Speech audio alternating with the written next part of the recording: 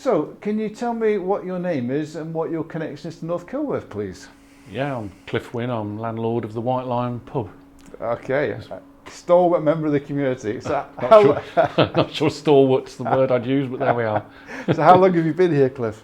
Nearly 3 years. Nearly 3 years. Yeah. Okay, so I imagine lockdown's been a bit of a time for you. Yes, it's been different. Challenging, shall we say. Yeah, yes. I can imagine. I mean, in some ways, lockdown was actually easier than post-lockdown because, you know, if you're shut, you can gear yourself up for that, and there was government help out there throughout that period. So you can close the building down and run at a basic level. But of course, post-lockdown, you're then back to trading, and it all depends what level the trading's at. So, in a way, lockdown was, whilst it was a bit lonely in a big old building with nobody in it a lot of the time, it seemed to lose its soul a little bit. But you know, that was probably not as challenging as perhaps now. Because you were locked down in total for how long was it? How many weeks? I don't know exactly weeks, 3.5 months. It was from the middle of March, I think, through to the 4th of July. So April, May, June, I think it was about the 20th of March, I think was the actual date. Yeah. So it was, 3.5 months. And how much time did you have to prepare for lockdown? None, really. I mean, we had, probably deep down you knew something was coming, but the announcement by the government was not probably as best as it could have been. I mean, we had, personally speaking, we had two sort of silly announcements. We had Boris on the Monday of the lockdown when it was announced on the Friday, telling everybody he wasn't closing pubs but people shouldn't go in them, which wasn't the best thing he could have said. And then on the Friday, I remember it clearly because it had one of these, what we'd got used to, regular press conferences, and I was walking across Stony with the dog, phone plugged into my ear, and Boris announced at 5 o'clock we were closing at midnight. So, you know, I had a quick phone call to the chef and saying, I think probably not worth coming out because I can't imagine people will be coming out if they're going to close us down. Yeah. And you've got the immediate impact on stock levels and everything else. You know, I mean, I'd run stock down, but you can only get to a certain point. Yeah. So, you know, we didn't really have any notice as such. It was 5 o'clock. As of closing time tonight, it's all finished. So, yeah. And like lots of how the situations developed, there was no sort of end scale. You know, was it going to be a month? Was it going to be? I don't think any of us believed it would be 3.5 months. You know, I was probably sitting here planning and thinking, well, I suspect we're going to be at least 6 weeks. So maybe through to April, maybe mid-May, we might be open again. And you know, we were still not open until the beginning of July. So it was challenging stock-wise, but at least in a lockdown situation, you know that you can just shut everything down, and you know, we consolidated everything we could in the business, number of fridges we were using, freezers, etc., to try and reduce costs, because you still have costs. Just because we're closed doesn't mean the costs stop. But we had the furlough system for wages and everything else at that time, so that all was a big, from a staff point of view, was a big, you know, help for them, because at least they were getting paid. Can't say I was, but at least they were. Yes. But, that's the problem. Yeah. And then coming out of lockdown, I mean, how was that? That must have been a massive kind of reorganisation of your whole way of doing business. Well, it was, because the social distancing rules were part of the reopening regime, and so we had to change the layout of everything in the pub. We had to put in cleaning rotas throughout opening time, not just cleaning rotas of saying, oh, we're opening up, you know, clean the pub ready to open. It was the cleaning regime throughout opening hours, and so you had to have the systems in place for that. We had to have the social distancing things in place. we had to start.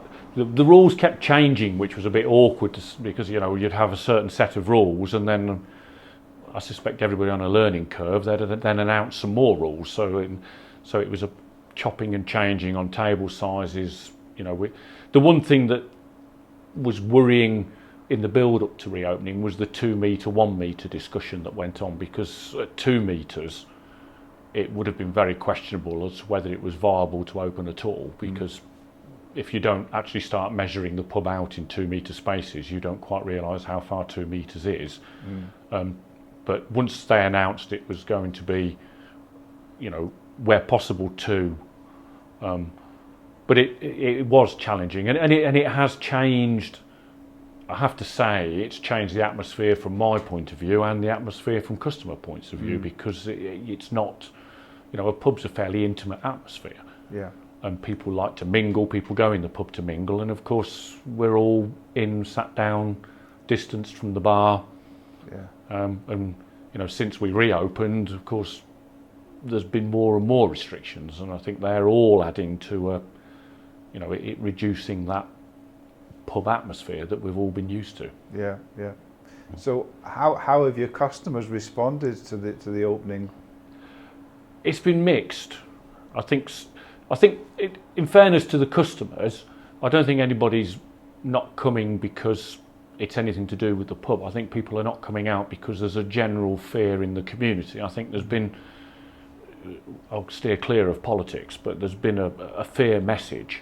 And that message has hit home fairly hard with some people, especially people who probably are rightfully fearful, who are in an older generation and feel that it is a bigger threat to them. If you're a 22-year-old lad in the village, you've probably got a completely different view to COVID than if you're 82.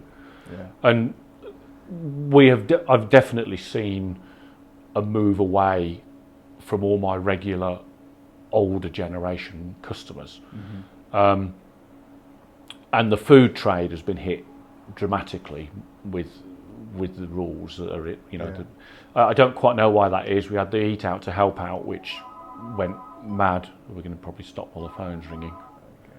So the government had this scheme, Eat Out to Help Out. How did that affect you in the business? Was that positive for you, or what? It was both positive and negative. We had very busy bookings wise. I think we saw an awful lot of customers we've probably never seen before and never seen since. With hindsight, whether it was the right thing to do or not is another different question. From a staff point of view, we found, strangely enough, we had a lot more difficult customers than we had in normal trading. Why that would be, I don't know, but we had far more problems through Eat Out and Help Out than we did in normal trading. And I think it also affected some of our local trade, because the pub was packed until 9 o'clock with people coming in to dine, and people perhaps didn't feel safe because the pub was full of, tables were full, people couldn't get in. So it was a little bit, financially, yes, it worked. There's no point in, it got the numbers through the door. The system to reclaim the money was fairly straightforward from the government.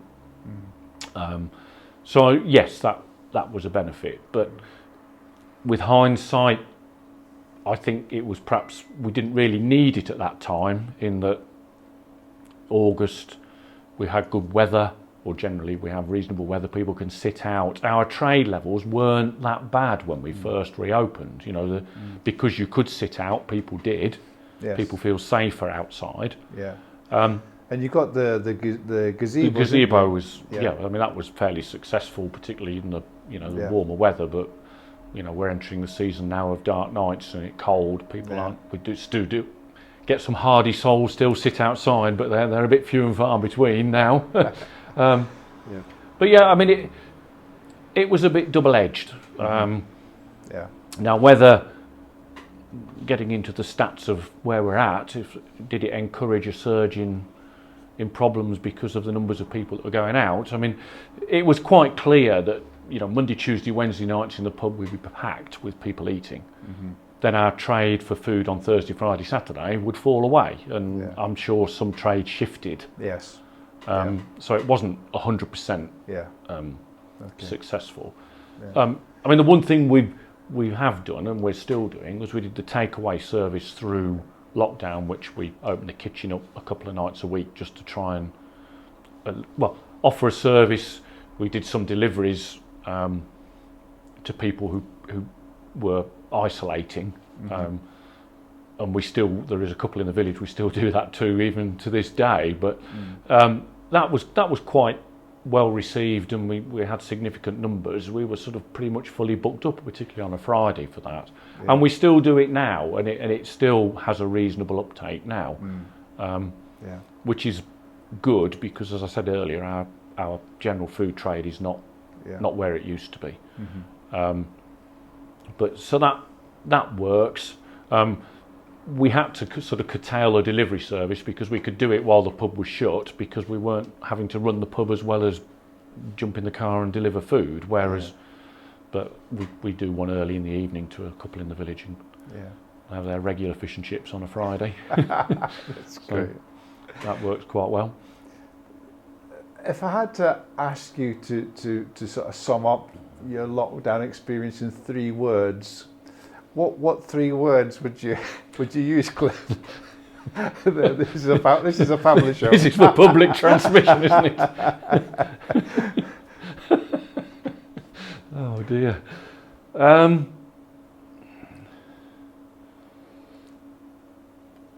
If I use a joining word with "and," that takes me to 4. Well, that's okay. Go for it. I would say extremely challenging and now difficult. Yeah. And the issues have changed. The first of all with lockdown was the sort of where are we going from here sort of initial shock. Then I personally found being shut away in this big building challenging. Emotionally, mentally. You know, Boris is a great company as a black lab, but his vocabulary is limited, and he can only listen to me whinging for so long before he even goes and lies on his bed and sighs and thinks I can't take any more.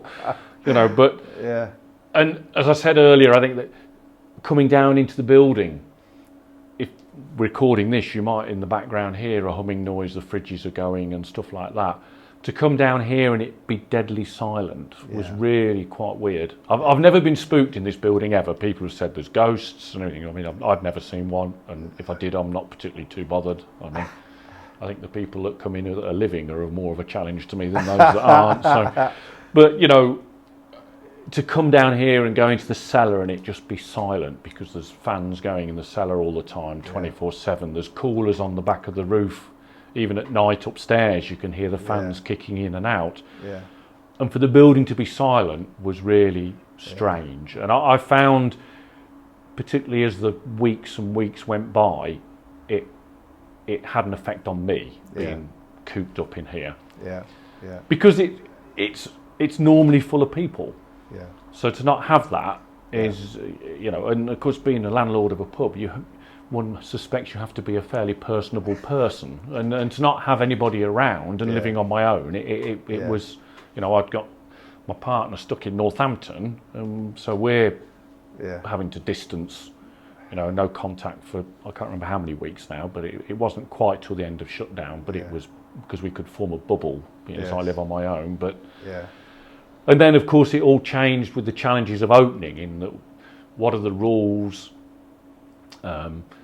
And I think the one issue is I don't think we seem to have any consistency in the rules. We have this, we try something and then try something else, and there's no, I'm sure it's difficult as a government because you're at a level, but you don't know the nuts and bolts of, and every time there's a press release and we get the Doctors of Doom on the television, my trade falls off a shelf because they say we're all going to be catching it, we're going to have a boom in cases, people are going to die, and those statements, whilst they don't change the rules of who can come into the pub, have an effect on the public. And I don't think people are thinking that through, because that decimates. Every landlord I've spoken to said you can track trade by the worse the announcements get, the worse trade goes with immediately. It's instant. Yeah. And I said, I think there's been we talked about before about a fear campaign, that there's been it's easy to control the people if you put fear into them. You don't have to have a law to stop somebody doing it if you've scared them enough that they don't come out of their house. Yeah. And I think that's happened. And there was a man very early on the radio I was listening to when we were in the initial lockdown, and he was quoting some of the stats, and I know we can all convert stats into whatever. And the one he used, which was quite ironic at the time, I thought, was he was saying, you know, and we were at a very high death rate and everything else at that point. And I'm not lightening anybody who's suffered a family loss. I mean, it's terrible. My mum's 87 and don't know what would happen if she caught it, you know. But he said, you know, if you're a 45-year-old male living in Swindon and you commute to London on the M4 every day, you have more chance of dying in a car crash on the M4 than you have of COVID. And we're building a factor into society that we're going to find very difficult to lift. Yes. That, you know, everything is doom. He said, you know, you can get knocked over crossing the road. Yes. But we still cross the road. Yes. You know, because you have to. And he said, we've got to be careful we don't build a massive fear factor and everybody becomes terrified to do anything. And I think we've gone some way towards that. I mean, there's a jumble there's confusion in the rules, and the one that irritates me the most is we've had the curfew introduced at 10 o'clock. And from a personal experience here, I know people who come in here and drink, and we do last orders 9:30. We have to be closed by 10. It's not like the old tradition of closed at 10 and 20 minutes drinking up. It's doors have to be locked, lights off. And people spend the last quarter of an hour, 20 minutes they're here deciding whose house they're going back to for drinks.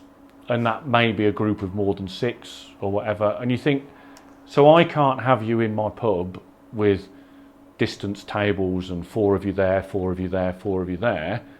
But when you leave here, you all go and sit in somebody's kitchen and there's 12 of you.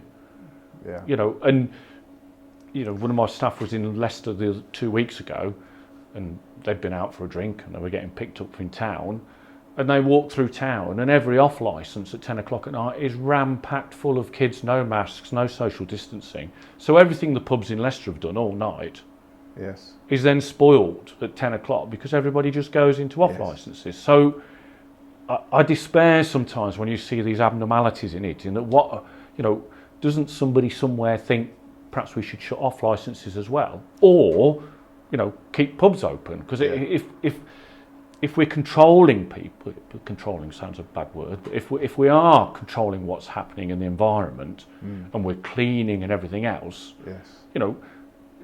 if somebody's been sat at somebody's kitchen table and then they go out to the toilet and somebody else sits at the table, do they sanitise the table when that other person sits down? I suspect not. How many people sanitise their kitchen table 3 times a night? Yes. There's no logic. There's no logic, and that's what is frustrating. And now we've got the tier systems. We had rule of 6 came in, and within a few days we then changed to the tier system. So to me, and I'm not an expert on statistics or anything, but how do you know whether rule of 6 was working? Because it was only active for like 10 days.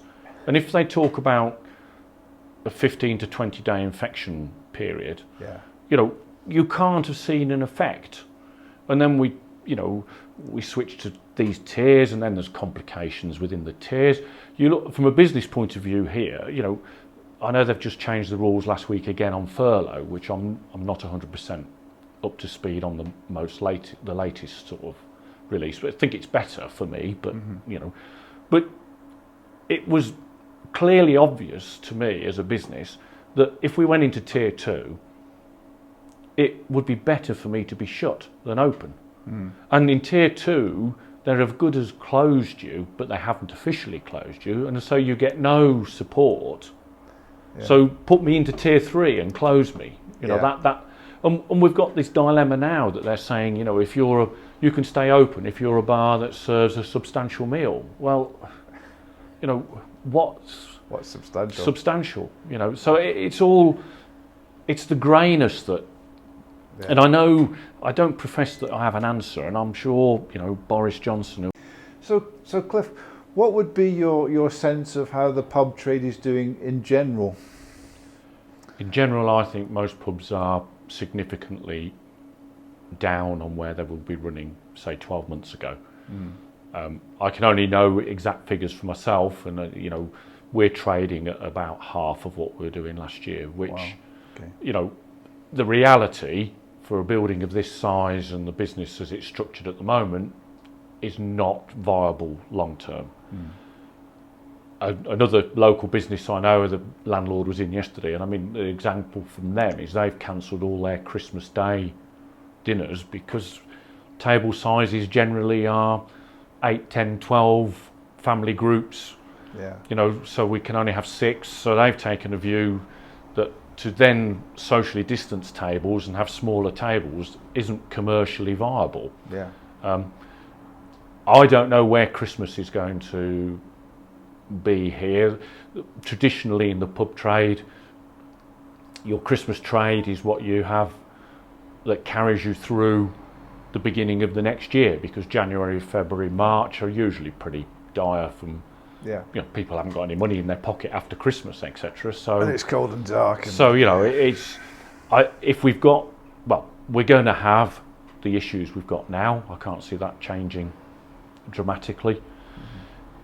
We're already looking at taking table bookings on Christmas Day just for drinkers, so that we can make sure our locals get in the door and get some space. But a projection for me here would be on a normal Christmas Day lunchtime, we would probably have 120 people in this place, shoulder to shoulder, wishing each other Merry Christmas, having a drink before going home to family dinner.